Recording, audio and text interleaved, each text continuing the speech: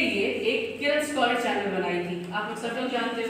और हमने जो है उस किरण स्कॉलर चैनल में जो है बहुत सारी एक्टिविटीज यानी कि रोल प्ले और आपका टीचिंग, आपका डांसिंग, आपका सॉन्ग, पोएम रिसाइटेशन, कहानी का जो कंपटीशन हुआ था, वो सारा चीज हम ऑर्गेनाइज किए थे। वो एक इनोवेटिव तरीके से था। तो सेम चीज जो है वो उस इनोवेशन के साथ साथ इस चैनल में मैं दो चीज और ऐड कर रही हूँ, और वो है आपका प्रोजेक्ट और एजुकेशन से रिलेटेड सामान, जो मैं आपको पहले भी यूट्यूब पे कभी आज सुबह में मैं आज पोस्ट करी हूँ कि जब वो अब हमारा किरण स्कॉलर चैनल जो है वो कंपटीशन के साथ साथ जो है वो प्रोजेक्ट और एजुकेशन से भी जुड़ने जा रहा है।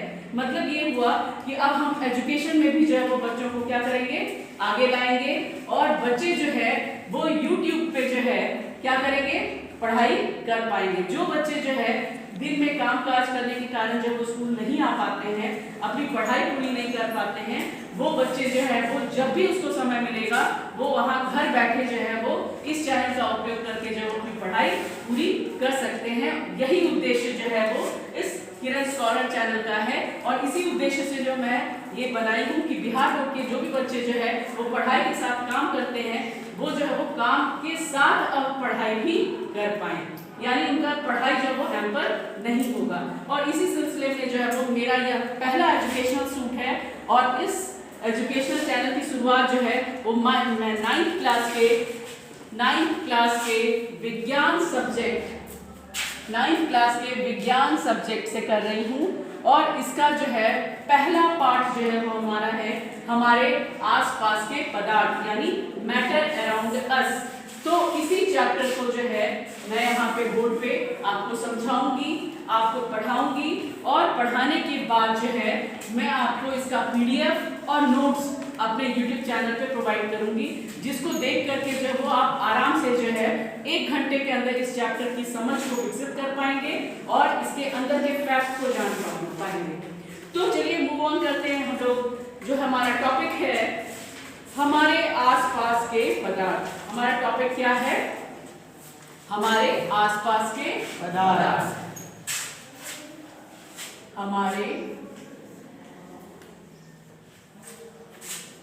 आसपास के पदार्थ। बच्चों, आप जैसा ये टॉपिक में देख पा रहे हैं कि मैं इसको इंग्लिश में भी लिखी हूँ और हिंदी में भी लिखी हूँ। मैटर का मतलब समझ में आ रहा है ना आप लोगों को? मैटर यानी पदार्थ, अराउंड मतलब हमारे आसपास। इस चैप्टर का उद्देश्य क्या है? आखिर जो वो इस चैप्टर के जरिए जो है वो NCERT हमें क्या सीख देना चाहता है? तो इसका उद्देश्य ये है कि हम हमारे आसपास में जितने भी पदार्थ मौजूद हैं उसके बारे में, उसके गुण के बारे में, उसके प्रकार के बारे में जान पाएं। और दूसरी बात, जब हम उसको जानेंगे तो हम अपने व्यवहारिक जीवन में भी उसका प्रयोग कर पाएंगे, और हमारे व्यवहारिक जीवन में उसका क्या रोल है वो भी हम समझ पाएंगे। तो आइए अब आगे बढ़ते हैं इस चैप्टर की ओर, जिसका शीर्षक है हमारे आसपास के पदार्थ। इसके लिए मैं चाहूंगी इस चैप्टर में मैं 3-4 मेथड का इस्तेमाल करने वाली हूँ। सबसे पहले तो चॉक एंड डस्टर मेथड का, दूसरा जो है वो प्रोजेक्ट का, ठीक है, प्रयोगशाला करके मैं आपको दिखाऊंगी, ठीक है। उसके बाद फिर मैं प्रोजेक्ट यानी कि ये जो है वो पोस्टर मेथड का भी मैं इस्तेमाल करूंगी, ठीक है। उसके बाद मैं आपको डेमो भी दूंगी। तो बहुत सारी विधियों का जो वो मिश्रण होगा ये चैप्टर, जिससे कि आपकी समझ जो है वो पदार्थ के बारे में बिल्कुल पूरी तरह स्पष्ट हो जाए। तो मैं इसके लिए एक बच्चे को बुलाऊंगी, जो ये बच्चा जो है वो इसको पढ़ेगा। मैं आपको बोर्ड पे जो है वो डायग्राम और एक्सप्लेन करके बताऊंगी। तो सबसे पहले जो है मैं बुलाना चाहूंगी अर्चित को। Please Archit, come on this front and start reading them. You just stand here. धीरे धीरे पढ़ेंगे ताकि लोगों को जो है हमारे आसपास के पदार्थ। अपने चारों ओर नजर दौड़ाने पर हमें विभिन्न प्रकार के वस्तुएं नजर आती हैं, जिनका आकार, आकृति और बनावट अलग अलग होता है। इस विश्व में प्रत्येक वस्तु जिस सामग्री से बनी होती है उसे वैज्ञानिकों ने पदार्थ नाम दिया है। जिस हवा में हम सांस लेते हैं, जो भोजन हम खाते हैं, पत्थर, बादल, तारे, पौधे एवं पशु, यहाँ तक कि पानी की एक बूंद या रेल का एक कण, ये सभी पदार्थ हैं। बस यहाँ यानी मतलब आप लोगों को समझ में नहीं आया होगा, तो मैं अब थोड़ा सा शॉर्ट में समझाती हूँ। सिंपल बस देख लीजिए, यहाँ हम लोग को जितनी सारी चीजें दिख रही है, हम लोग जहाँ बैठे हैं वहां भी, और हम जहाँ बैठे हैं उस खिड़की के बाहर भी, जितनी सारी चीजें मान लो जो बेंच है, टेबल है, बुक है, कागज है, चौक है, डस्टर है, हम हैं, आप हैं, पेड़ है, पौधा है, ये सब सारी चीजें क्या है? ये पदार्थ जो है वो सजीव भी हो सकती है और निर्जीव भी हो सकती है। ठीक है, बस इस चैप्टर में जो है पदार्थ का जो है वो हम लोग ये चीज पढ़ रहे हैं, और इसके साथ साथ अगर आप चाहें तो आप अपनी कॉपी में जो है वो एक नोट कर सकते हैं पदार्थ का डेफिनेशन, कि पदार्थ जो है वो क्या चीज है। तो सिंपल आप लिख लेंगे कि पदार्थ जो है वो संसार की सभी वस्तुएं हैं, संसार की सभी वस्तुएं हैं जो जिसका कुछ द्रव्यमान होता है। द्रव्यमान मतलब समझा आपने? भार। ठीक है, और जो स्थान घेरती है। अभी सिंपल सोच लो, इसी को एग्जाम्पल ले लो, इसका कुछ भार है ना, अर्चित का भार है ना, अर्चित का भार 50 kg भी हो सकता है। ठीक है, फिर ये स्थान घेर रहा है ना, ये जितने जगह पे खड़ा है वो स्थान उसका है, वहां पे हम लोग नहीं खड़े हो सकते, यानी कि अर्चित भी क्या है? लेकिन कौन सा पदार्थ, निर्जीव या सजीव? सजीव। समझ में आ गया? तो हम लोग क्या है, हम लोग सजीव पदार्थ हैं। लेकिन टेबल क्या है? निर्जीव पदार्थ है ना? क्यों निर्जीव है? क्योंकि ये रिप्रोड्यूस नहीं कर सकता, चल नहीं सकता, वो स्थिर है। ठीक है, सेम चीज पेड़ पौधे, वो भी पदार्थ है। ठीक है, वो भी पदार्थ है। क्यों? क्योंकि उसका भी भार है, वो भी एक स्थान घेरती है। तो सिंपल आप जो है डेफिनेशन में लिख सकते हैं पदार्थ का, कि पदार्थ क्या चीज है? पदार्थ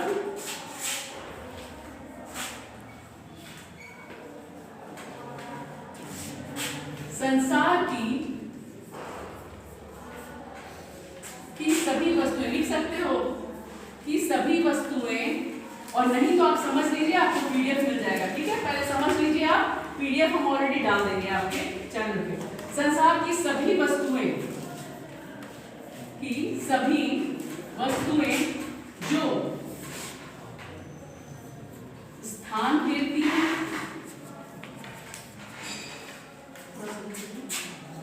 स्थान घेरती हैं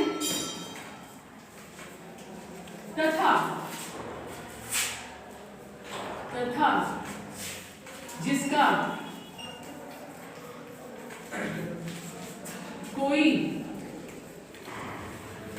द्रव्यमान होता है,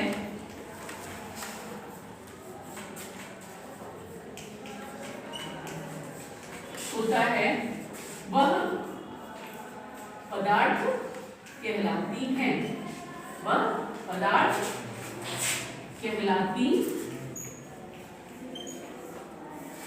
हैं।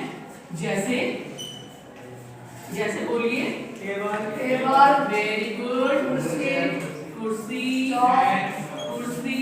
चौक, वेरी गुड, पंखा, पेड़ इत्यादि, वेरी गुड, किताब, वेरी गुड। यानी कि आप लोगों ने पदार्थ मतलब समझ गया ना, पदार्थ का कॉन्सेप्ट क्लियर है ना सबका? चलिए अब हम लोग जो है पदार्थ के प्रकार की तरफ जाएंगे, है ना।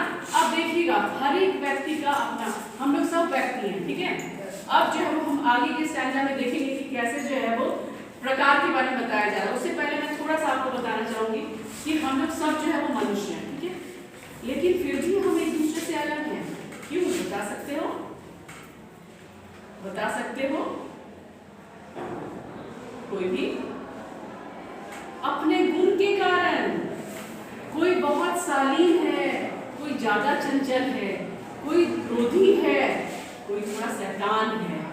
तो सेम चीज पदार्थ के भी जो है वो गुण के आधार पे हम क्या करते हैं, उसको दो वर्ग में बांटते हैं। उसको कितने वर्ग में बांटते हैं? दो वर्ग में बांटते हैं। और वो दो वर्ग क्या है? नहीं, उसका जो गुण है वो भौतिक गुण है और रासायनिक गुण है, ठीक है। वो क्या है? भौतिक गुण है और रासायनिक गुण। अब हम लोग पदार्थ के प्रकार के बारे में देखेंगे।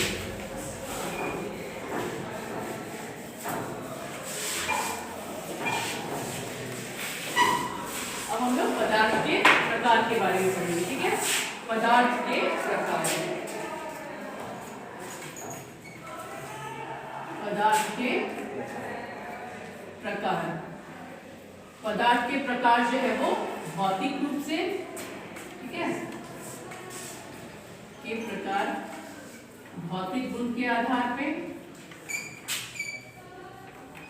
और दूसरा रासायनिक।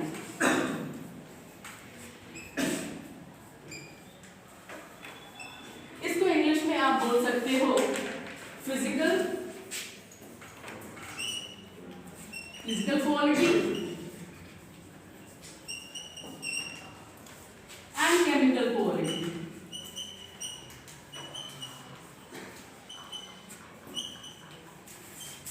अब मैं इसके बारे में आपको थोड़ा सा समझाऊंगी कि ये फिजिकल और केमिकल क्वालिटी क्या होता है, ठीक है। इस चैप्टर में हम लोग सिर्फ फिजिकल के बारे में पढ़ेंगे।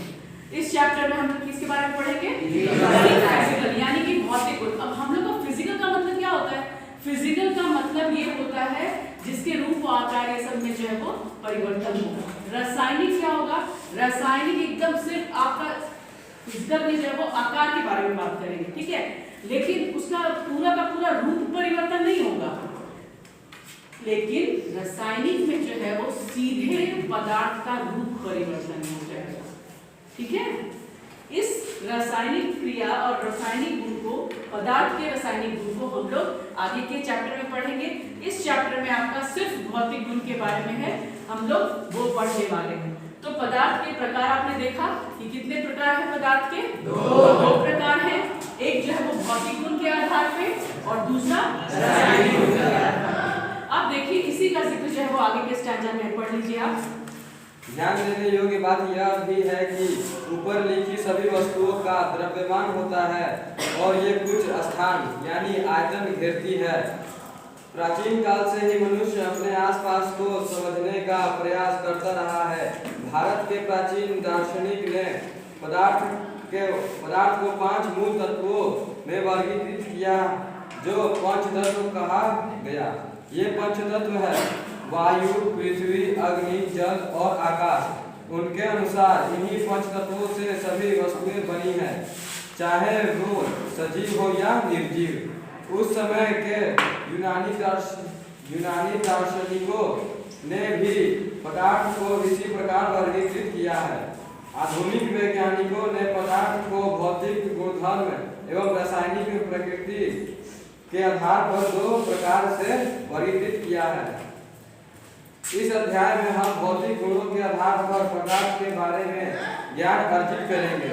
पदार्थ के रासायनिक पहलुओं को आगे के अध्यायों में पढ़ेंगे। 1.1 पदार्थ का भौतिक स्वरूप।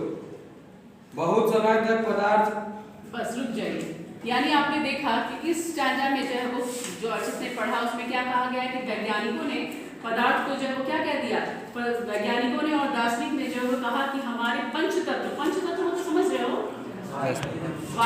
वायु, हवा, अग्नि, पृथ्वी और आकाश, है ना, वो सारी चीजें क्या है? पदार्थ है।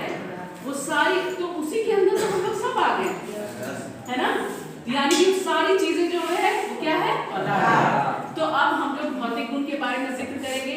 उससे पहले मैं शॉर्ट में आपको समझा देती हूँ कि जो वो पदार्थ के भौतिक गुण में जो है वो हम लोग उसके 5 मुख्य गुण हैं और एक छठा गुण भी है। तो हम लोग जब अब आगे के स्टैंजा में क्या पढ़ने वाले हैं कि भौतिक ये पदार्थ जो है वो बहुत सारे कणों से मिलकर बना है, ठीक है। पदार्थ क्या है? बहुत सारे कणों से मिलकर बना है और वो कण जो क्या है वो बहुत सूक्ष्म कण है। वो कण क्या है? बहुत सूक्ष्म कण है और वो सूक्ष्म कण जो है वो गतिशील है। वो सूक्ष्म कण जो है वो क्या है? गतिशील है, ठीक है। और गतिशील होने के कारण जो है वो क्या होते हैं? वो फैलते भी हैं, ठीक है। वो क्या है? फैलते भी हैं। और इसके साथ साथ हम लोग इसी में जो भौतिक गुण में विषण के बारे में भी पढ़ेंगे। विषण क्या होता है समझ रहे हो? डिफ्यूजन, ठीक है। और हम लोग उसका प्रैक्टिकल करके भी देखेंगे। विसरण का मतलब होता है जब एक पदार्थ जो है वो गर्म करने के बाद जब फैलता है ठीक है, तो दूसरे में मिलता है, ठीक है, इसी को डिफ्यूजन बोलते हैं। लेकिन हम लोग जो है वो इसमें पढ़ेंगे, इस भौतिक गुण के दौरान पढ़ेंगे। आप एक सिंपल चीज मैं बताना चाहूंगी, आपको तुरंत समझ में आ जाएगा। आपने कभी मीट मछली बनते हुए देखा है? yes, आपकी मम्मी जो है वो रसोई में जब वो मीट मछली बनाती है ना, आप ड्राइंग रूम में बैठे होते हो, ठीक है, लेकिन खुशबू जो है वो किचन से जो है वो आपके नाक तक पहुंच जाती है और आप समझ जाते हो कि मम्मी मीट मछली बना रही है। सिंपल चीज, पकवान पकवान ही बनता है, नीचे बनेगा, बाहर बनेगा, कहीं खीर और हलवा बनता है पूरा, तो तुरंत हमारे नाकों तक जो पहुंच जाता है। ये आखिर क्यों होता है? मिश्रण के कारण होता है ना। तो जब पदार्थ जो है, लेकिन वही पदार्थ ठंडे में रखा रहेगा तो वो मिश्रण नहीं होगा, लेकिन जब हम उसको गर्म करेंगे, जब हम उसको आग के संपर्क में लाएंगे, जब हम उसका तापमान बढ़ाएंगे, तो वो क्या होता है?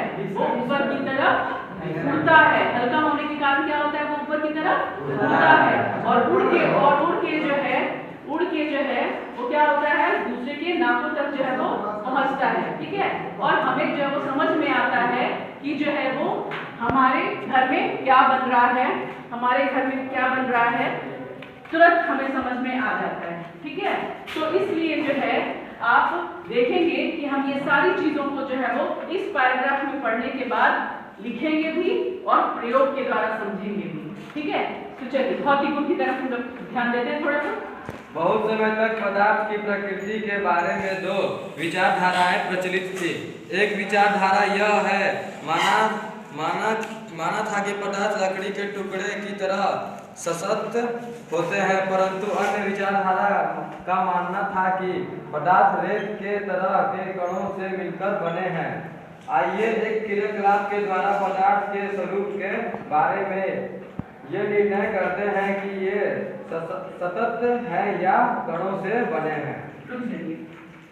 है ना, एक गुण क्या पता चला हमें? पदार्थ कणों से मिलकर बने हैं। पदार्थ कणों से मिलकर बने हैं। अभी देखिए, ये चौक ले लीजिए या डस्टर ले लीजिए, ये देखने में तो क्या लग रहा है हमें? ये ठोस लग रहा है ना। ये क्या लग रहा है हमें? ये हमें ठोस लग रहा है, लेकिन एक्चुअल में जो है वो इसका आकार मैं बताती हूँ आपको।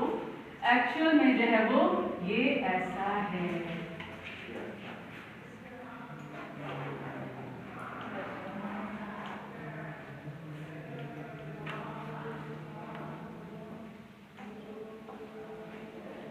एक्चुअल में ये कैसा है?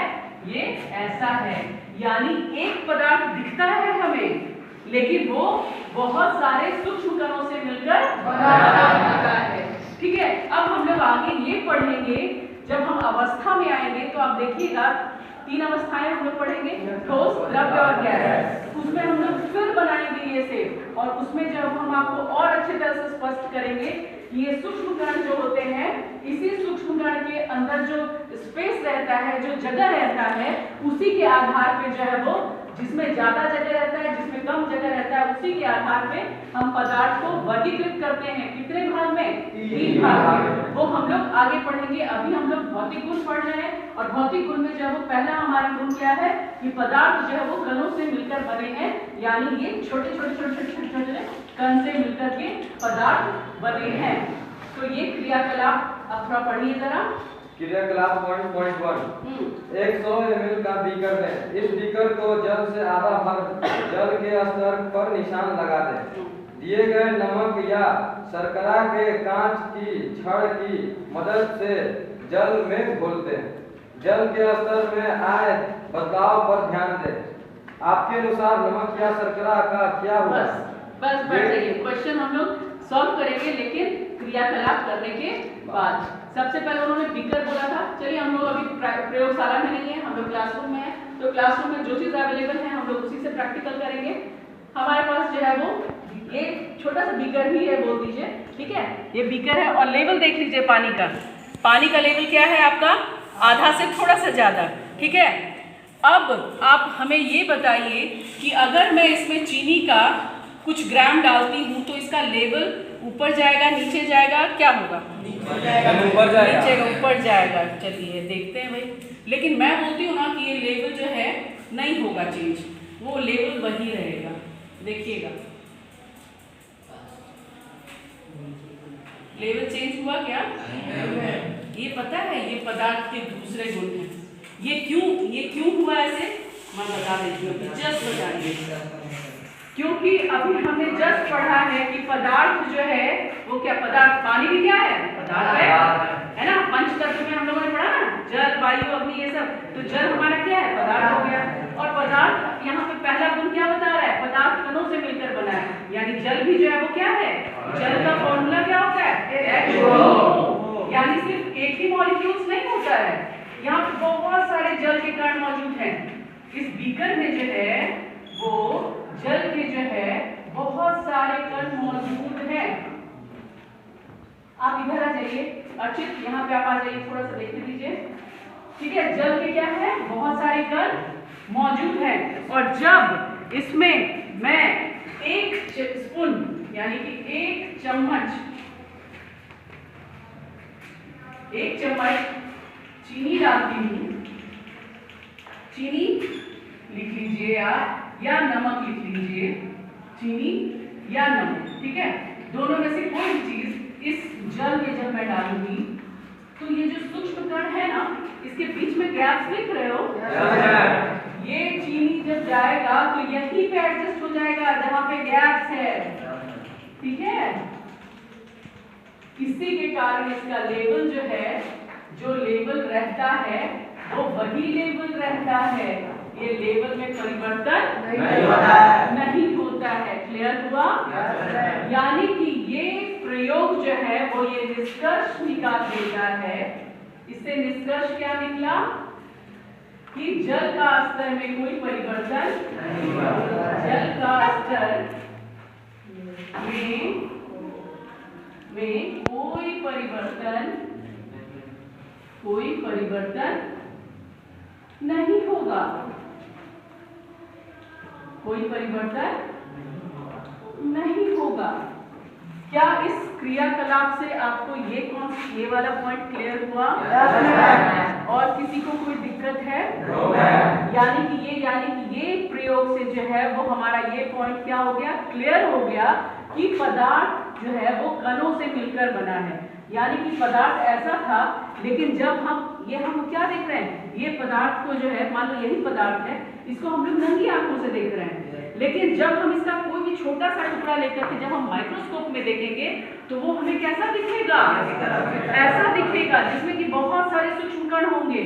और जब इसी सूक्ष्म कण में दूसरा चीज हम लोग जब ऐड करते हैं तो वो जो है वो इसी जगह के बीच में जो है वो आके क्या होता है, चीनी जो है वो जल में, हमने आपको दिखाया कि जल जो है वो क्या था आपका, ये पूरा जल था, और चीनी को जो है वो मान लिया हमने ऐसे से दिखा दिया, ठीक है, ब्लू कलर से। जब हमने चीनी को या नमक को इसके अंदर डाला तो ये जहां जहां पे जगह है वहां पे क्या हो गया, ये भर गया। और यही कारण है कि जो है वो जल के स्तर में कोई परिवर्तन नहीं हुआ। ये पॉइंट क्लियर है? ठीक है, आप, मुझे लग रहा है कि आप समझ पाए होंगे कि पदार्थ का यह गुण जो है वो ये है कि जो है वो पदार्थ जब वो सूक्ष्म कणों से बना हुआ है और उसमें जब हम कोई चीज मिलाते हैं तो उसका लेवल जो है वो नहीं बदलता है। तो अब हम जो है वो नेक्स्ट पढ़ेंगे। अर्चित घूम जाइए, वेरी गुड। क्या जल के स्तर में कोई बदलाव आया? क्या आपने देखा? रुक जाइए, क्वेश्चन पूछ रहा है वो, बोलिए, जल के स्तर में कोई परिवर्तन आया? नहीं आया। हमने प्रयोग के द्वारा भी देखा कि जल के स्तर में कोई परिवर्तन नहीं आया। क्यों? क्योंकि जो है वो, अगर मैं इसको डाल के ऐसे भी कर देती हूँ तो ये और अच्छी तरह से जो है वो क्या होगा, हर एक कण में जहां जहां पे जगह है वहां पे घुलता हो जाएगा, और जो घुला हुआ नहीं है वो धीरे धीरे और जाके घुल जाएगा। और एक चीज मैं आपको सोल्यूशन में बताऊंगी कि हो सकता है कि सारा का सारा चीनी ना भी घुले, इसके लिए मैं संतृप्त और असंतृप्त सोल्यूशन के बारे में पढ़ाऊंगी, वो दूसरे चैप्टर में पढ़ाऊंगी। फिलहाल आप ये प्रयोग से जो है वो ये सिद्ध हो गया कि लेवल चेंज नहीं होता है। चलिए, इन प्रश्नों के उत्तर पाने के लिए हमें इस विचार को स्वीकारना होगा कि सभी पदार्थ कणों से बने होते हैं। उपरोक्त क्रियाकलाप में चम्मच में रखी गई नमक या शर्करा अब पूरे पानी में घुल गई है, जैसा कि चित्र 1.1 में दर्शाया गया है।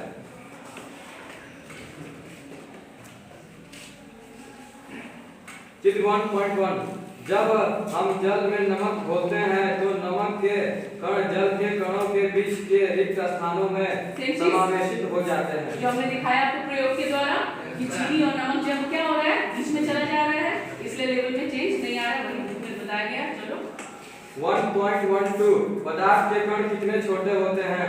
क्रियाकलाप 1.2। अब देखिए दूसरा पॉइंट हमें क्या बताया गया है। अब हम लोग ये वाले को मिटा दे रहे हैं, पहला गुण खत्म हो गया, ठीक है। अब दूसरा गुण पढ़िए।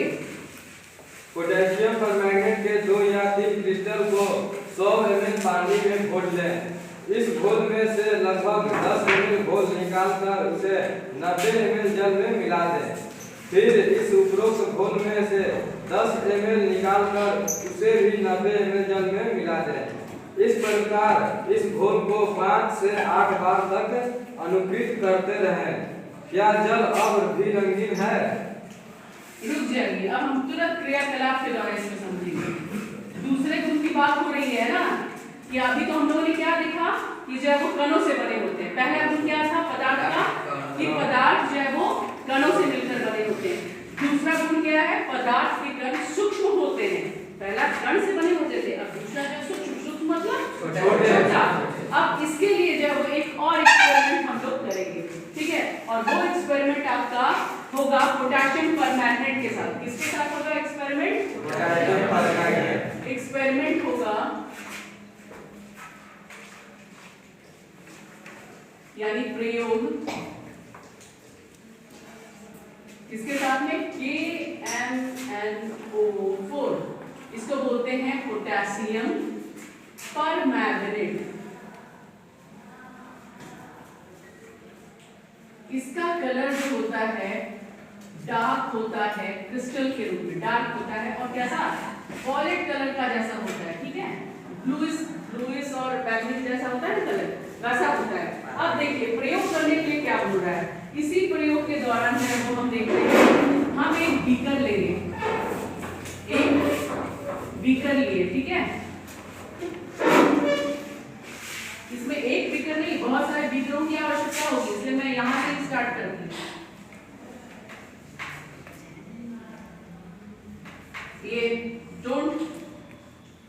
ये बीकर है, ठीक है। बीकर में क्या है, जल है, क्या है, जल, ठीक।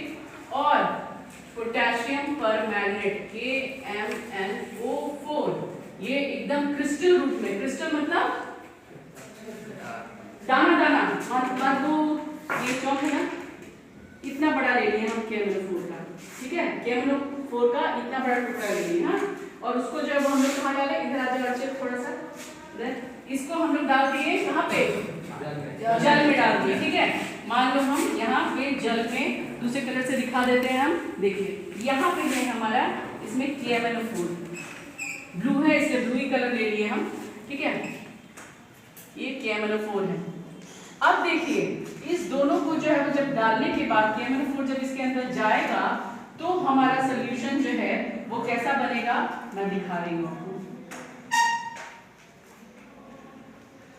सेम है, लेवल जो है वो वही रहेगा, लेकिन पानी का कलर जो है वो क्या हो जाएगा, चेंज हो जाएगा। ये KMnO4 है, ये ब्लू कलर बैगनी कलर में आ जाएगा। बैगनी कलर के पास स्टॉक नहीं मेरे पास। ये पानी का कलर क्या था, सफेद था। मैं पहले सफेद में ही दिखा देती हूँ आपको, येलो हटा देती हूँ, ठीक है। एकदम रियल में हम लोग एक्सपेरिमेंट करेंगे, ठीक। चलिए ये सफेद मतलब कलरलेस पानी है, पानी का कोई कलर नहीं है, वो मैं दिखा दी इसको, ठीक है। जब इसमें मैंने जो है वो KMnO4 का क्रिस्टल्स डाला इसमें, ठीक है, छोटा सा क्रिस्टल्स डाल दी और उसके बाद शेक कर दी। शेक मतलब हिलाना। जब मैं शेक कर दी तो कलर क्या हो गया, चेंज होके ब्लू हो गया। अब देखिए इसी सोल्यूशन का 10 ml, इसी सोल्यूशन का 10 ml यानी कि इसमें से 10वां भाग मैं लूंगी, ठीक है, और इसमें इसी को जो है वो डाल दूंगी किसमें, दूसरे सफेद पानी वाले जार में, ठीक है, यहाँ पे डालूंगी, इसको इसके अंदर डाल दूंगी। तो फिर जो कलर होगा वो क्या होगा, थोड़ा सा हल्का ब्लू होगा। क्या होगा, हल्का ब्लू होगा, पूरा ब्लू नहीं रहेगा, एकदम डार्क नहीं रहेगा, क्योंकि हमने थोड़ा सा लिया है इसमें से, है ना, कितना लिया हमने, 10 ml ले लिया है, और ये 100 ml है, यानी कि ये 100 ml में से हमने 10 ml लिया और इसके अंदर डाला, तो कलर तो रहेगा लेकिन पूरा सफेद नहीं रहेगा, ये हल्का नीला आएगा। क्या आएगा, हल्का नीला आएगा। लेकिन जल के स्तर में, जल का स्तर का भी बात नहीं करेंगे, क्योंकि जल के स्तर की बात नहीं हुई, अभी सिर्फ कलर की बात होगी, कलर पर फोकस करेंगे। ये डार्क कलर था, इसका कलर जो है वो पूरा डार्क था, ठीक है, लेकिन इसका कलर क्या है, हल्का है। ये प्रयोग से हमें ये सिद्ध होता है कि KMnO4 जो है, सेम चीज, वही मैं पदार्थ बताई थी, याद कर लो, पदार्थ क्या था आपका, ऐसे था, लेकिन ये बना था क्या चीज से, कण था। ये छोटा छोटा कण जो है यही मदद कर रहा है किस चीज में, यहाँ आने में, यानी कि अगर ये पूरे कण को अगर मैं इस वाले पानी में डाली थी तो यहाँ आ गया मिलके, और इसी का थोड़ा सा अगर इसमें से सोच लो 4-5 कण भी आ गए इसमें, तो इसका कलर चेंज कर दिया। ये चीज, ये एक्सपेरिमेंट ये सिद्ध करता है कि पदार्थ जो होता है वो किससे बना होता है, सूक्ष्म कण से बना होता है। क्लियर है, ये पॉइंट भी क्लियर है कि पदार्थ के कण जो है वो सूक्ष्म कण से बने होते हैं। सूक्ष्म कण से बने, अगर बड़ा रहता तब तो वो क्या होता, सूक्ष्म कण होने के कारण ही जो है वो हम लोग इसको पूरे को अलग नहीं कर पाए, ठीक है, अगर बड़ा रहता तो हम लोग तुरंत फिल्टर कर लेते, समझ में आ रही है बात। लेकिन सूक्ष्म कण होने के कारण ये पूरा घुल गया इसके अंदर, और इसका कलर जो है वो इसमें आया लेकिन थोड़ा हल्का आया। फिर इसमें डालेंगे, इस वाले सोल्यूशन का भी हम डालेंगे निकाल करके, इसका भी निकाल के अगर हम फिर दूसरे बीकर में डालेंगे तो उसका भी कलर आएगा लेकिन इससे हल्का आएगा, ठीक है। तो ये एक्सपेरिमेंट जो है वो ये सिद्ध करता है कि जो है आपका पदार्थ जो होता है वो किससे बना होता है, तो ये दूसरा भी जो है आपका खत्म हो गया, ठीक है। अब आइए तीसरे पे, आइए अच्छे, अब नेक्स्ट लोग मेघनाथ भी पढ़ेंगे, आइए मेघनाथ आइए।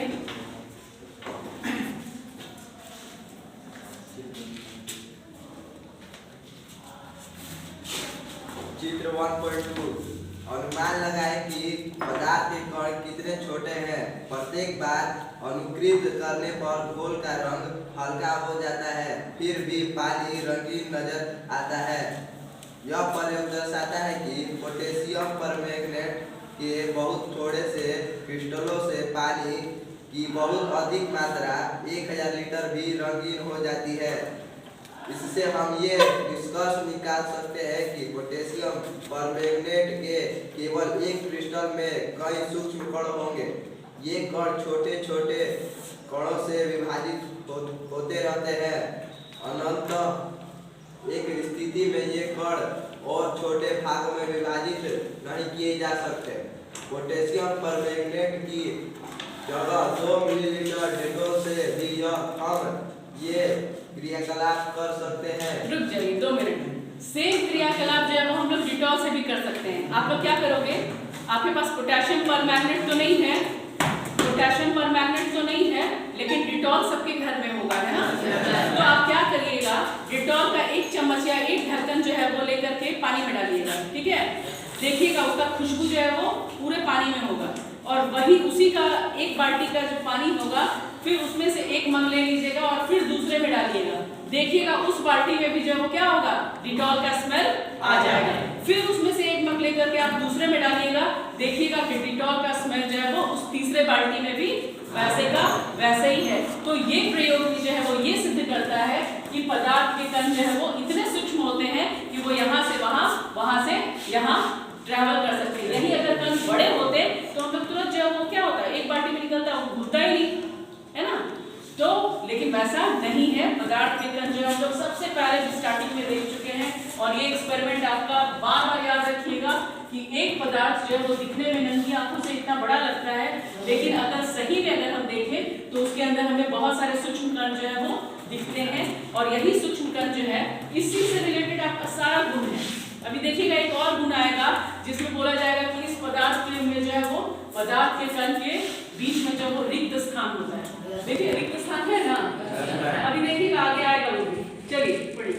लगातार तनुकृत होने पर भी उसकी महक हमें मिलती रहती है। आप देखिए नया वर्ड आ रहा है तनुकृत, तनुकृत एक नया वर्ड आया क्या, तनुकृत। क्या आप इसका मतलब समझा सकते हैं हमें? हाँ तो हाँ, ना तो ना बोलिए। तनुकृत का मतलब होता है डाइल्यूट, यानी पहले ये क्या था, कंसंट्रेटेड था, मतलब बहुत गाढ़ा था। इसमें जो था 100 ml में जब हम इतना बड़ा क्रिस्टल मिला दिए तो वो क्या हुआ, गाढ़ा हो गया एकदम, यानी ये क्या था, कंसंट्रेटेड था। ये क्या था, कंसंट्रेटेड, ठीक है। यानी कंसंट्रेटेड को हिंदी में बोलेंगे सांद्र, ठीक है, क्या बोलेंगे, सांद्र। लेकिन वही कंसंट्रेटेड का थोड़ा सा पार्ट हम जब इसमें लेकर के आ गए तो क्या हो गया, कंसंट्रेशन थोड़ा कम हो गया, सांद्रता कम हो गया। क्यों? क्योंकि ये 100 ml था, अब जो सिर्फ 10 ml इसके अंदर जा रहा है तो ये डाइल्यूट हो गया। अब इसमें सोचो कि ये 10 ml जो है फिर 100 ml बन गया, 100 ml बन गया, और फिर इस 100 ml का जब 10 ml जो है इसमें आ रहा है, यानी इसका तनुकृत और क्या हो गया, सांद्रता जो है वो और कम हो गया, यानी ये डाइल्यूट हो गया। समझ में आ रही है बात? ठीक है, तो यानी कि ये डाइल्यूट हो गया, इसीलिए हम लोग इस वर्ड को यूज कर रहे हैं तनुकृत, यानी कि डाइल्यूट। ठीक है, पहले वाले में क्या था हमारा, कंसंट्रेटेड था। कंसंट्रेशन जो है वो, कंसंट्रेशन से अब हम लोग का सॉल्यूशन क्या हो गया, डाइल्यूट हो गया। ठीक है, सेम चीज अगर मैं बोलूं कि चीनी इसमें देखो मिल गया है, इसका जो थोड़ा सा पार्ट देखिए ये कंसंट्रेटेड है, ठीक है, इतना कंसंट्रेटेड हो गया कि पूरा का पूरा चीनी भी नहीं घुल रहा है ना। अब इसका थोड़ा सा जो है वो मैं यहाँ पे ले लूंगी 10 ml, इसका 10वां भाग, ठीक है, और उसके बाद जो है वो मैं इसमें पानी मिला दूंगी, फिर जो है वो मैं इसमें पानी मिला दे रही हूँ, उतना ही। अब आप बताइए कि ये जितना मीठा है, ये पहला वाला बॉटल का जो जितना मिठास था, क्या उतना ही मिठास इसमें है? यानी ये डाइल्यूट हो गया, और ये क्या है, कंसंट्रेटेड है। ठीक है, यानी पहला वाला जो लीटर था आपका क्या था, कंसंट्रेटेड था। अब जब 10 ml का लेकर के हम लोग मिलाए तो ये डाइल्यूट बन गया, यानी कि हम लोग कंसंट्रेशन से डाइल्यूशन की तरफ आ गए। क्लियर है यहाँ पे? ओके। पदार्थ के कण बहुत छोटे होते हैं, इतने छोटे कि हम कल्पना भी नहीं कर सकते। 1.2 पदार्थ के कणों के अभिलाक्षणिक गुण। 1.2.1 पदार्थ के कणों के बीच रिक्त स्थान होते हैं। तीसरा गुण की बात हो रहा है ना, ये जो आपका पॉइंट बताया जा रहा है ना, यानी कि आपके बुक में जो है वो देखिए, ये बुक में जो है वो तीसरा गुण की बात हो रही है। कहाँ पे है, देखिए 1.2.1 रिक्त स्थान के बारे में, ठीक है, यानी कि तीसरा गुण की बात हो रही है कि, और ये गुण कैसा है, भौतिक है कि रासायनिक है, भौतिक है। Very good. तो हम अब पदार्थ के तीसरे गुण के बारे में बात कर रहे हैं कि पदार्थ के सूक्ष्म कणों के बीच जो है वो क्या होता है, रिक्त स्थान होता है। आप पढ़िए, मैं बना रही हूँ। क्रियाकलाप 1.1 और 1.2 में नमक, शर्करा, पेट्रोल या पोटेशियम परमैंगनेट के कण समान रूप से पानी में वितरित हो गए। इसी प्रकार जब हम चाय, कॉफी या नींबू पानी बनाते हैं तो एक पदार्थ के कण दूसरे पदार्थ के कणों के रिक्त स्थानों में समावेशित हो जाते हैं। यह दर्शाता है कि पदार्थ के कणों के बीच पर्याप्त रिक्त स्थान होता है। पदार्थ के कण के बीच रिक्त स्थान होता है। ये कौन, कितना नंबर गुण है, तीसरा नंबर गुण है। ठीक है, पदार्थ के कण के बीच रिक्त स्थान होता है। ये मैं पहले भी बताई हूँ, और इसका एक्सपेरिमेंट देखिएगा, यहाँ पे भी बना हुआ है। ये पदार्थ है, ठीक है। और पदार्थ को जब हम लोग माइक्रोस्कोप के द्वारा देखें तो क्या हुआ, दिखा इसके अंदर जो है वो बहुत से छोटे छोटे छोटे छोटे कण हैं, यानी कि बीच में क्या क्या दिख रहा है हमें, रिक्त स्थान दिख रहा है। और इसका एग्जाम्पल हम बता सकते हैं। अभी देखिएगा स्पंज देख रहे हो, स्पंज भी क्या है, पदार्थ है ना, लेकिन उसमें जो हमें वो रिक्त स्थान दिखता है। आपने कभी देखा है स्पंज को? जब आप स्पंज को ऐसे प्रेस करोगे तो वो दब जाएगा, इसका मतलब उसके पीछे क्या है, ये क्रियाकलाप इसमें दिया होगा शायद आगे जाकर के, लेकिन हम लोग इस क्रियाकलाप को इस पॉइंट पे भी ले सकते हैं कि जब हम स्पंज को लेंगे और स्पंज को दबाएंगे तो वो स्पंज जो है वो दब जाता है। इसका मतलब है कि उसके अंदर रिक्त स्थान सिद्ध करता है कि पदार्थ के बीच में रिक्त स्थान होता है। चलो 1.2.2 पदार्थ के कण निरंतर गतिशील होते हैं। क्रियाकलाप 1.3 अपनी कक्षा बस रुक के जाइए। अब देखिए चौथा गुण क्या बोल रहा है, पदार्थ के कण गतिशील होते हैं, निरंतर गतिशील होते हैं। अब इसका मैं क्रियाकलाप आपको तुरंत अभी करके दिखा रही हूँ। गतिशील होते हैं। अभी ध्यान दीजिएगा, मैं आपके लिए एक अगरबत्ती लेती हूँ, ठीक है। अब आप हमें बता सकते हैं, अभी रखा हुआ था, अभी तक आप लोगों को पता चला कि यहाँ पे अगरबत्ती रखा हुआ नहीं, मैं सुगंध से नहीं पता चला ना। लेकिन जब हम लोग इसको मैच स्टिक की मदद से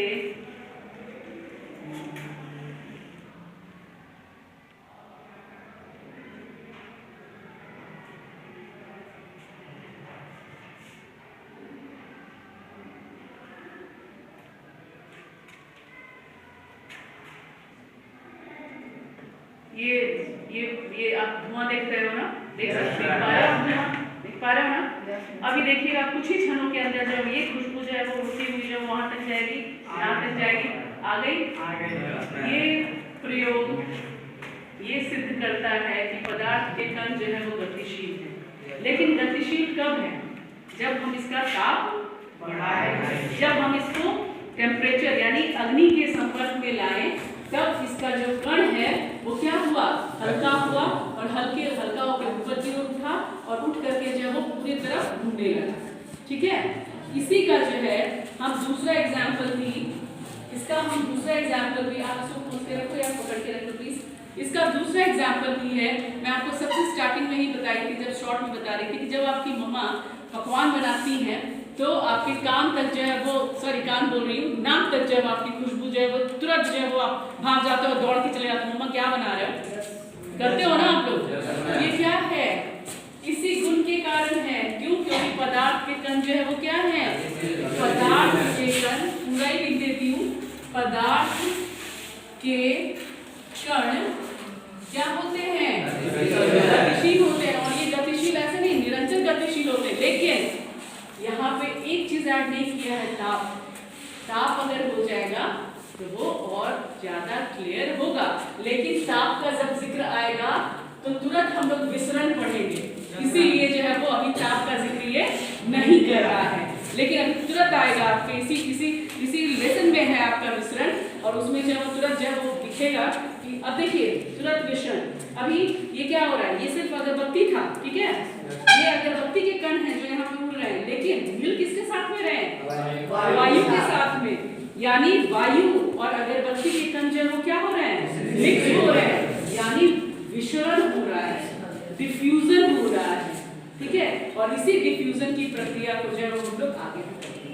चलिए, अपनी कक्षा के किसी कोने में एक बुझी हुई अगरबत्ती रख दे। इसकी सुगंध लेने के लिए आपको इसके कितने समीप जाना पड़ता है। अब अगरबत्ती जला दे, क्या होता है, क्या दूर से ही इसकी सुगंध आपको मिलती है। अपने प्रेक्षण को नोट करें।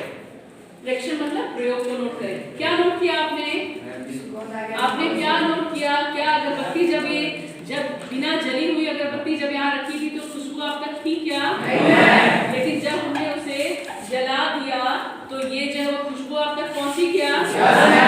तो इस प्रयोग से जो है वो क्या सिद्ध होता है कि हमारा पदार्थ का कण जो है वो निरंतर गति कर रहा है, वो एक ही जगह नहीं रहता है। ये प्रयोग से हमने ये सिद्ध कर दिया। चलिए, क्रियाकलाप 1.4 जल से भरे 2 गिलास या 2 बीकर लें। पहले बीकर के एक सिरे पर सावधानी से एक बूंद लाल या नीली स्याही डाल दें और दूसरे में शहद डालें। इनको अपने घर में या कक्षा के एक कोने में रख दें। अपने प्रेक्षण को नोट करें। अब देखिए, चीनी जब डालते हो तो क्या होता है, चीनी जो है वो जल्दी घुलता है और शहद जो है वो क्या होता है, लेट से घुलता है।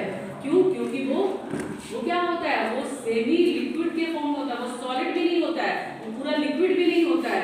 अब किस चीज के बारे में बता रहा है, बताएं। अब आपका 5वां गुण आ रहा है, इंटरमॉलिक्यूलर फोर्स, अंतराण्विक बल, है ना। अब कौन सा गुण आ रहा है, अब इसको मैं तुरंत देखिए, पहले मैं दिखा देती हूँ, उसके बाद देखिए वही क्या आएगा। अब जो है वो 5वां कौन सा गुण है, हाँ, अंतर आणविक, पूरा ही लिख देती हूँ, ठीक है, कि पदार्थ के अंदर जो है वो क्या होता है, पदार्थ के कणों के बीच आकर्षण होता है। के बीच आकर्षण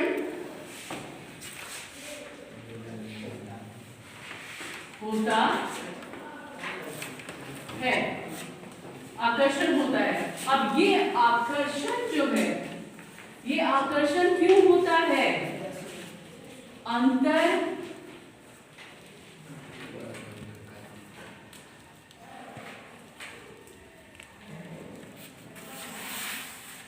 अंतराण्विक बल के कारण, जिसको हम लोग इंग्लिश में बोलते हैं इंटरमॉलिक्यूलर फोर्स।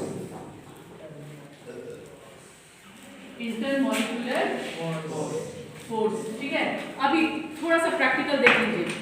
यहाँ पानी है ना, सेम चीज ये पानी है, इसी पानी का जो है हम उपयोग करें। किसी का खाली बॉटल है क्या, किसी का खाली बॉटल दे दो, ढक्कन खोल के। हाँ, मतलब पदार्थ के कणों के बीच में आकर्षण होता है, इसको मैं अभी प्रूव करने वाली हूँ। क्या कोई भी बच्चा आकर के इसकी धार को रोक सकता है क्या? नहीं, मैं कोई भी रोक के देखो जरा, आके आओ, एक लोग आओ, जल्दी आओ, इसके हाथ से पानी को रोकने की चेष्टा करो। रुका धार क्या? नहीं रुका ना, बैठ जाइए। ये धार क्यों नहीं रुका? ये धार इसलिए नहीं रुका क्योंकि इस जल के कण के बीच में, जो जल का जो कण है, मैं बना के दिखा देती हूँ आपको, ठीक है। ये जल का जो कण है,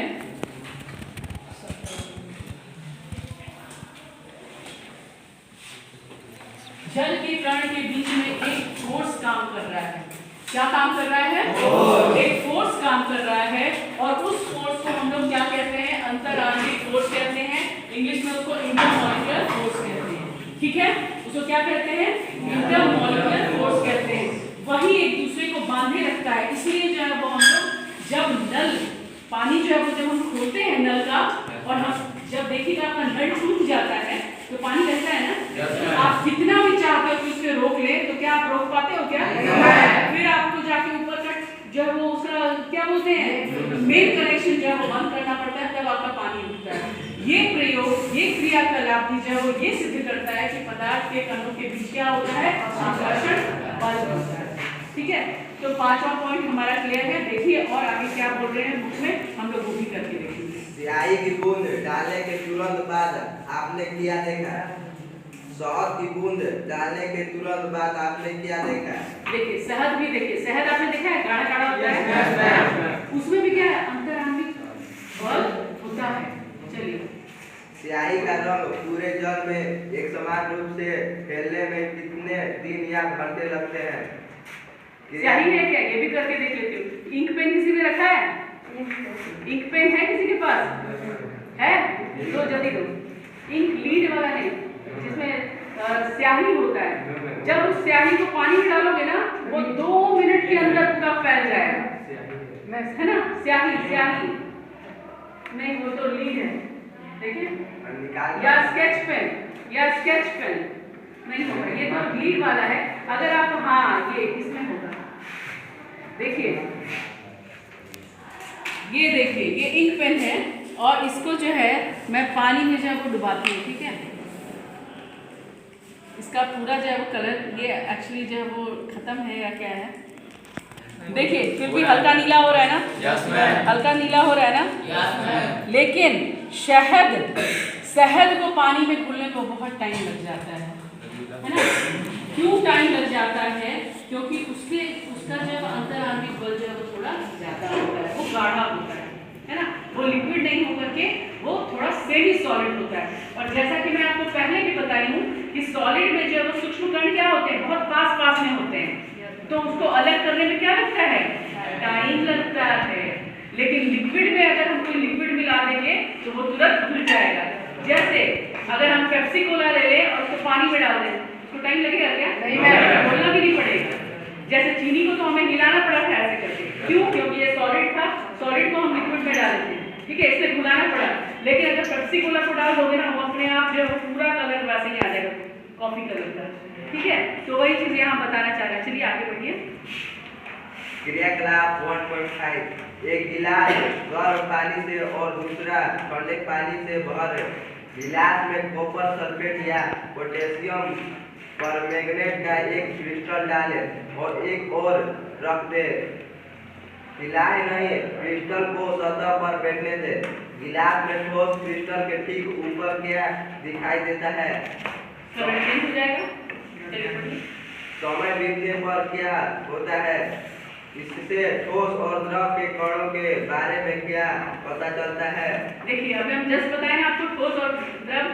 अगर जो ठोस रहेगा उसको घुलने में क्या लगेगा, टाइम लगेगा। जो लिक्विड है, लेकिन वो लिक्विड को टाइम नहीं लगेगा, वो स्वतः घुलनशील होगा। क्यों? क्योंकि वो जो है वो अपना स्थान घेरता है, तुरंत वो फैल जाएगा, है ना। लेकिन ठोस को जो है वो सेम चीज, चौक को अगर हम यहाँ रखें तो यहीं रहेगा, ठीक है। लेकिन अगर पानी को अगर हम यहाँ बेंच पे डाल दें तो क्या होगा, पूरा फैल जाएगा, तुरंत वो मिल जाएगा। तो वही चीज यहाँ पे बताना चाह रहा है। अब ठोस गैस और लिक्विड की तरफ आपको ला रहा है, मतलब समझ रहे हो आपका नेक्स्ट टॉपिक क्या होने वाला है, पदार्थ की अवस्था आने वाला है। चलिए ना देखते हैं क्या होता है। क्या तापमान के साथ मिश्रित होने की दर बदलती है, क्यों और कैसे? अब देखिए तापमान के साथ जो है वो क्या है, मिश्रित होने की। अब देखिए एक तो ठोस द्रव्य के बारे में बता दिया, अवस्था के बारे में भी अब आ रहा है सामने ना, और अब तापमान का भी बात हो रहा है, यानी तुरंत जो है वो विसरण की बात होने वाली है।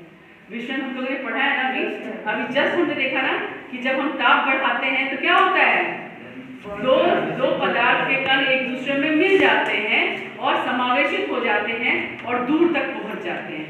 चलिए विसरण के बारे में पढ़ेंगे। चलिए उपरोक्त तीनों क्रियाकलापों 1.3, 1.4 और 1.5 से हम निम्नलिखित निष्कर्ष निकाल सकते हैं। पदार्थ के कण निरंतर गतिशील होते हैं, अर्थात उनमें गतिज ऊर्जा होती है। तापमान बढ़ने से कणों की गति तेज हो जाती है, इसलिए हम कह सकते हैं कि तापमान बढ़ने से कणों की गतिज ऊर्जा भी बढ़ जाती है। उपरोक्त तीनों क्रियाकलापों में हमने देखा है कि पदार्थ के कण अपने आप ही एक दूसरे के साथ अंतर्मिश्रित हो जाते हैं। ऐसा कणों के रिक्त स्थानों में समावेश के कारण होता है। दो विभिन्न पदार्थों के कणों का स्वतः मिलना ही विसरण कहलाता है। क्लियर है ना? रिक्त स्थान मैंने बताया था ना, ये मान लो ये पदार्थ का एक पदार्थ का यहाँ पे ये रिक्त स्थान है, और जहाँ दूसरा या चीनी या नमक या कोई भी चीज, मान लो हम लोग चाय बनाते हैं, ठीक है, तो जब चाय बनाते हैं तो क्या करते हैं हम लोग, चाय बनाते हैं तो मान लो यहाँ पे सस्पेन है, सस्पेन में हम लोग क्या डालें, चीनी डालें, ठीक। उसके बाद फिर क्या दिए, दूध डाल दिए, एक गिलास दूध डालें। उसके बाद फिर क्या डालते हैं, चाय पत्ती डालते हैं, ठीक है। और चाय पत्ती डालने के बाद क्या करते हैं, हीट करते हैं। क्या करते हैं, हीट करते हैं इसको। तो हीट करते हैं तो क्या हो जाता है, जब गर्म करते हैं तो फिर इसमें चाय बनके तैयार हो जाता है। लेकिन उस चाय का क्वांटिटी क्या रहता है, बढ़ नहीं जाता है, बढ़ता है क्या, और वो घट जाता है। ताप के कारण वो क्वांटिटी जब और घट जाता है, बढ़ता नहीं है। तो ये सिद्ध करता है कि पदार्थ के कणों के बीच में रिक्त स्थान होता है। ठीक है, पहला वो भी सिद्ध हो गया। दूसरा क्या हुआ कि पदार्थ के कण गतिशील होते हैं, गतिशील होगा तभी ना ये घूम के अपना जगह पर पहुंच जाएगा वो, ये भी सिद्ध हो गया। दूसरा पदार्थ के कण जो है, पदार्थ जो है वो कणों से मिलकर बना है। मतलब हर एक एक्सपेरिमेंट जो है वो इसके गुणों को जो है वो बखान कर गया। अभी तक अब पांचों गुण क्लियर है आप लोगों का? क्लियर है। चलिए, विषय भी क्लियर हो गया। आप दूसरे लोग पढ़ने आएंगे। आइए, पदार्थ की अवस्था। पदार्थ की अवस्था मनी आ जाओ, उसके बाद हम आ जाए। हमें यह भी पता चलता है कि गर्म करने पर मिश्रण तेज हो जाता है, ऐसा क्यों होता है? पदार्थ के कण एक नई अध्याय का प्रश्न भी है ना, प्रश्न भी कर लो। प्रश्न इधर ही है, प्रश्न ये वाला प्रश्न कर लो। पदार्थ के कण निरंतर गतिशील होते हैं। कहाँ पे देखा, कहाँ तक पढ़ लिए थे? यहाँ ना, चलिए वो जहाँ तक पढ़ लिया उसके बाद से पढ़ो।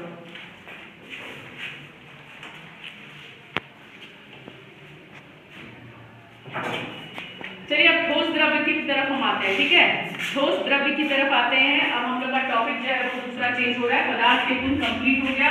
पदार्थ के गुण कितने होते हैं? 5 तक हम लोगों ने देखा। छठा नंबर जो है वो क्या हो जाएगा? मिश्रण का हो जाएगा। कि बैठ जाइए, मनी बैठिए, बैठिए।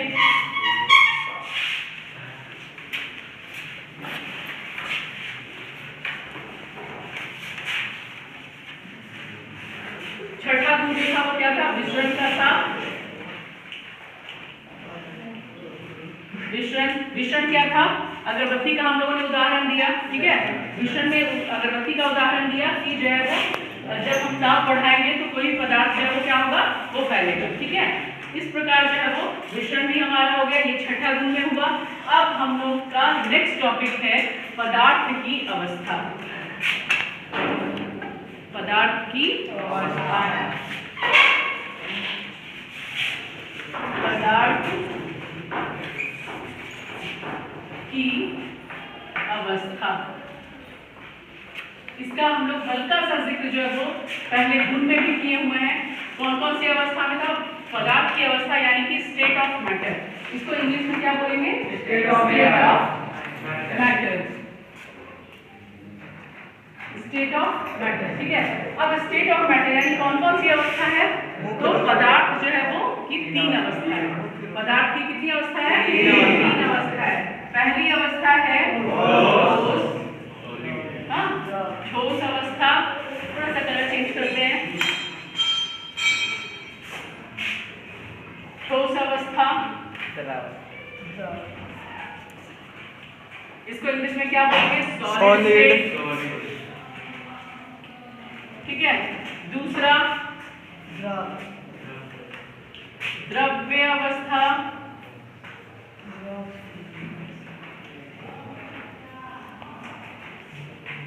तीसरा जिसको हम लोग लिक्विड भी बोलेंगे, लिख लीजिए लिक्विड, और तीसरा गैसियस अवस्था। ठीक है, गैसीय अवस्था। इसको इंग्लिश में बोलेंगे हम लोग गैस। अभी एक सिंपल प्रोजेक्ट के जरिए भी जब आप देख पाएंगे कि जो वो एक बच्चे ने बनाया है और बहुत ही अच्छा बनाया है, जिसका नाम है अमन कुमार, और इसने जो है वो बहुत ही अच्छे तरीके से जो है वो दिखाया है कि सॉलिड जो है, सॉलिड में हम लोग क्या क्या ले सकते हैं। सॉलिड में पेंसिल ले सकते हैं, ठीक है, बुक ले सकते हैं, कार भी है, एप्पल भी है। लिक्विड में क्या क्या है? मिल्क है, जूस है, सूप है, वर्षा का पानी है, रेन। उसके बाद तीसरा गैसेस में स्टीम है, स्टीम मतलब भाप। उसके बाद hot air in balloon, balloon के अंदर जो गर्म हवा है वो भी गैस का उदाहरण है। तीसरा, इसने वाष्पीकरण दिखाया है कि गर्म होने के कारण क्या होता है, भाप बन के जो वो चीजें ऊपर की ओर उठती है ना, तो ये वाटर वेपर दिखा दिया। और चौथा, परफ्यूम। परफ्यूम भी विसरण याद कर रहे हैं ना, जैसे अगरबत्ती की खुशबू फैलती है वैसे ही विसरण क्या है, विसरण में हम लोग गैस, परफ्यूम का भी एग्जाम्पल ले सकते थे, लेकिन परफ्यूम में भी क्या है, गैस है, लेकिन वो लिक्विड फॉर्म में है, लेकिन जब वो बाहर आता है तो क्या हो जाता है, वो गैसेस फॉर्म में आ जाता है। तो ये एग्जाम्पल के जरिए आप लोगों को पता चला कि जो है वो पदार्थ की 3 अवस्थाएं होती हैं, और ये तीनों अवस्थाएं जो है वो यहाँ पे दिखी हुई हैं। इससे आप समझ पाए होंगे। अब हम लोग इसके और गुण के बारे में पढ़ेंगे, ठीक है। तो सबसे पहले हम देखते हैं, अगर हम ठोस पदार्थ का हम बनाएंगे चित्र, तो देखिएगा सारे मॉलिक्यूल जो होते हैं, सारे इसके अणु जो होते हैं, सारे सटे रहते हैं, ठीक है। इसमें अंतराण्विक बल क्या होता है, ज्यादा होगा कि कम, बहुत ज्यादा होगा, मतलब खिंचाव बहुत ज्यादा होगा, ठीक है। लेकिन वही जहाँ पे हम द्रव्य को बनाते हैं, तो द्रव्य में क्या दिखाएंगे, थोड़ा दूर में दिखाएंगे। सॉलिड की अपेक्षा सूक्ष्म कणों के बीच में जो दूरी क्या होती है, ज्यादा होती है, और ज्यादा होने के कारण अंतराण्विक बल जो वो क्या होगा, कम होगा। सेम चीज गैस में आइए, गैस में एकदम कहीं पे होगा, बहुत दूर, यानी अंतराण्विक बल जो है वो क्या होगा, बहुत कम होगा, और मॉलिक्यूल जो होते हैं वो क्या होते हैं, बहुत दूर में होते हैं। इसीलिए ये 3 अवस्था का जिक्र जो है वो अब हम लोग करने वाले हैं। अब इस अवस्था के बारे में जो है वो आपने पढ़ा, तो ठोस के बारे में आप जो फोटो देख रहे हो, इससे जो है वो आपको क्या क्या गुण पता चल रहा है, आप हमें ये बताइए। इससे जो है वो आपको क्या क्या गुण पता चल रहा है, कुछ बताइए। आयतन के बारे में बताइए, स्थान क्या, बोलिए। ठोस वो अवस्था है जिसका आयतन और आकार दोनों निश्चित होता है। वेरी गुड, इसका आकार और आयतन दोनों निश्चित होता है। आकार और आयतन निश्चित,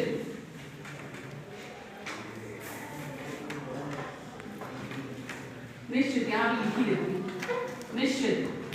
सीमा भी निश्चित, सीमा भी निश्चित होता है ना, सीमा भी इसका निश्चित होता है। और एक चीज होता है, इसका अंतराण्विक बल क्या होता है, बहुत अधिक होता है। चलिए शॉर्ट में लिख देती हूँ, अंतर आणविक बल, वेरी गुड, मेघना बैठो, बल अधिक। सेम चीज, अब इसमें आइए, आकार, हाँ आइए, बोलिए, लिक्विड के बारे में बोलिए। वो पदार्थ इसकी आकृति निश्चित और आयतन अनिश्चित होती है। हाँ, इसका आयतन जो है वो अनिश्चित होता है, यानी कि जब तक हम लोग इसको डब्बे में रखे हुए तब तक क्या है, डब्बा का निश्चित है। लेकिन जहां हम इसे यहाँ नहीं गिराती हूँ क्योंकि मेरा बुक भूल जाएगा, जहां इसे मैं नीचे गिराई उसका क्या हुआ, फैलाव बढ़ गया, ठीक है। सेम चीज, और बताइए, अंतराण्विक बल कम होगा, सॉलिड की अपेक्षा लिक्विड में कम होगा, और इसमें तो और भी कम होगा, ठीक है। और इसका आकार भी क्या होगा, इसका आकार निश्चित नहीं होगा, अनिश्चित होगा। इसका आयतन और आकृति दोनों अनिश्चित होगा। अभी क्या आप समझ पा रहे हो, वेरी गुड। जरा 2-3 क्वेश्चन का आप आंसर दीजिए, ठीक है। हाँ, बैठ जाइए।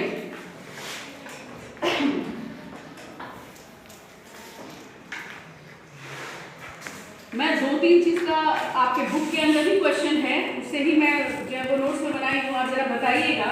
मैं 2-4 चीज का नाम बताऊंगी, उसमें आपको बताना है कि वो कौन से इसमें कौन सा पदार्थ नहीं है, ठीक है। कुर्सी पदार्थ है, यस मैम। वायु, यस मैम। गंध, यस मैम। गंध,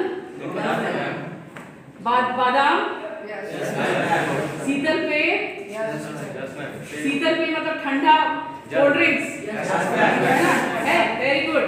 इत्र की सुगंध, उसके बाद स्नेह, नो मैम, घृणा, नो मैम, उसके बाद प्यार, नो मैम, दुलार, नो मैम, ये सब क्या है? ये भाव। वाव, तो मुझे लगता है कि आप जो है वो पदार्थ के गुणों के बारे में और उसकी अवस्था के बारे में जो है वो आप अच्छे से ज्ञान प्राप्त कर चुके हैं। हम लोग जो है वो ये क्लास थोड़ा लंबा चल रहा है, इसलिए जो है वो हम लोग अब आगे जो है वो और भी पढ़ेंगे। आगे हम लोग के पास बहुत सारी चीज़ें हैं जो मैं अब नेक्स्ट क्लास में पढ़ाऊंगी आपको, उसके बारे में मैं बताना चाहूँगी आपको कि मैं पदार्थ की अवस्था के बारे में आपको शॉर्ट दे दी हूँ, लेकिन उसके बाद जो है वो मैं इसके डिटेल्स और एक्सपेरिमेंट करके भी दिखाऊंगी, ठीक है। और इसके दौरान जो है वो गैसीय अवस्था में हम लोग पढ़ेंगे कि क्या संपीड़न होता है ना, और कैसे जो क्या, अब इसका एग्जाम्पल थोड़ा सा जिक्र कर लेते हैं, ठीक है। ठोस अवस्था का तो आपका हो गया, जरा लिक्विड का उदाहरण बता दीजिए। पानी, cold drink, juice, very good. Gas का बताइए, गैस का nitrogen, very good, carbon dioxide. और बताइए परफ्यूम की सुगंध, अगरबत्ती की सुगंध, एलपीजी, सीएनजी, है ना, ये सब सारी जो है। हाँ, कपूर का स्मेल, अभी कपूर का स्मेल आया तो अभी मैं बता दूं कि अगले क्लास में हम लोग जो है वो क्या पढ़ेंगे कि कैसे जब ठोस जो है वो द्रव्य में बदलेगा, सॉरी ठोस जो है वो कैसे द्रव्य में बदलेगा, और द्रव्य जो कैसे गैस में बदलेगा, और कौन कौन सी प्रक्रिया के द्वारा जो है वो बदलेगा, और हम लोग उस प्रक्रिया के बारे में पूरा डिटेल स्टडी करेंगे, और साथ ही जो वो अभ्यास के प्रश्नोत्तरी को भी क्या करेंगे, हल करेंगे। तो आज का परफॉर्मेंस आप लोग का भी बहुत अच्छा रहा, और ज़्यादा टाइम हो रहा है, इसलिए जो है वो अब मैं क्लास को ओवर करना चाहूँगी। नेक्स्ट क्लास में जो है वो हम लोग इस चैप्टर को कंप्लीट कर लेंगे, जो टॉपिक बचा हुआ है, जिसमें हम लोग वाष्पीकरण भी पढ़ेंगे, संघनन भी पढ़ेंगे, उदरपातन भी पढ़ेंगे, ठीक है। शॉर्ट में मैं बता देती हूँ कि जब कपूर को जब मैं जलाती हूँ, कपूर क्या है, ठोस है, ठीक है, लेकिन जब मैं उसको जलाती हूँ तो जब वो उड़ जाता है, ठीक है, वो गैसेस फॉर्म में आ जाता है। इस प्रक्रिया को हम लोग उदरपातन कहते हैं। जब पानी को हम लोग बॉईल करते हैं तो वो क्या होता है, वाष्पीकृत होता है, तो इसको हम लोग वाष्पीकरण की प्रक्रिया कहेंगे, यानी कि लिक्विड जो है वो गैस के फॉर्म में जाएगा तो वो वाष्पीकरण के द्वारा जाएगा। उसके सेम चीज जो है वो आप बहुत सारी संघनन की प्रक्रिया को पढ़ेंगे, ठीक है। हाँ, उसके बाद ये सब सारी चीजें जो थोड़ी बहुत चीज बच गई है इसमें, हम लोग जो है वो उसको नेक्स्ट जो है वो क्लास में जो है कंप्लीट कर लेंगे। इस तरह जो है हमारा 9th क्लास का पहला चैप्टर नेक्स्ट कक्षा में पूरा हो जाएगा। इसलिए थैंक यू। अब आप लोग जो है वो दूसरे क्लास के लिए रेडी रहिएगा, विज्ञान का दूसरे क्लास के लिए, लेकिन पहला ही लेसन के लिए, ठीक है। Thank you.